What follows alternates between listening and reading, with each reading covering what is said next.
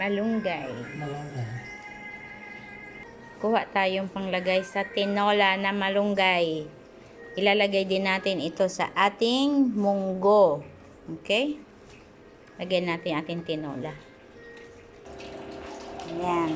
Sorry guys, nalagyan ko na siya ng ibang gulay. Pero lagyan pa rin natin ng tinola. Malunggay. Nakadikit. Okay. Lakasan natin apoy natin. Ayan. Antayin natin kumulo. Healthy tinola.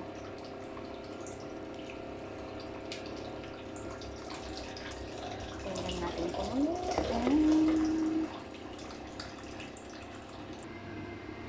Kulo na siya guys.